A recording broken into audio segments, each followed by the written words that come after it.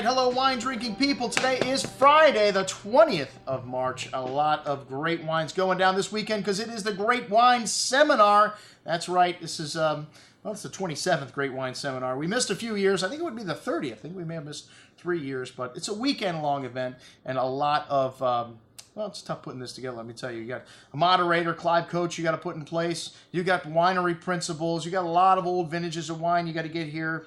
Hey, man, I do 130 wine events a year, but like I said, a little more complicated than our average wine event. Like this one, we've got our Magnum party. It's back. That's right, we never did it.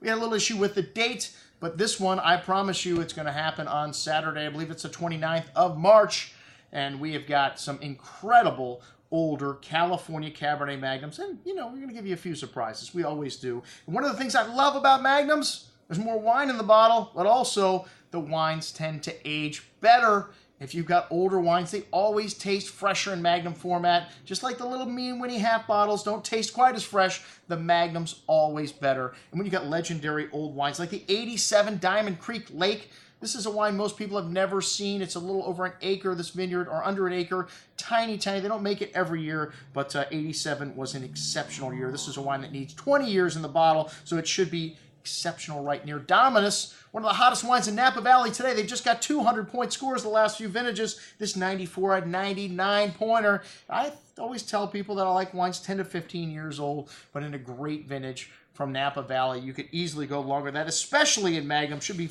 fantastic to taste that wine alongside the Phelps Bacchus, one of the single vineyard wines they do, one of the rarest wines that you'll find from Phelps, the Bacchus Cab, legendary 97 vintage Hartwell, another great small producer from a fabulous vintage. 2000 Lewis Reserve. Hey, this is not considered a great vintage. We threw this wine into one of our cult tastings several years back in the Flight with Screaming Eagle, and a lot of people loved this wine. I don't want to say picked it out as their top wine, but it was definitely not the underling on the table for such an underwhelming vintage. For most, Lewis always delivers. 2001 Chateau Montelena.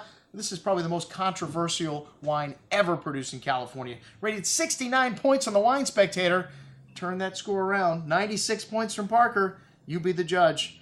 Is it an F or is it an A? Tonight, we're going to check it out, and we got a lot of great wines on the table. Like I said, we always throw something extra in there. We may have one of Washington State's greatest wine, Kill Cedar Creek in large format, also thrown into the mix. And this is one of my favorite venues, 1800 Las Olas. We're going to be outside on the Intercoastal if weather permits. Should be a fantastic evening here. And check it out. We got a wonderful meal also prepared for you. This is what we're going to be doing on the 29th, Saturday nights at 1800 Las Olas, California Magnum Party. I'm your host, Andrew Lampasoni, signing off for the Wine Watch, saying, remember, always drink the good stuff first.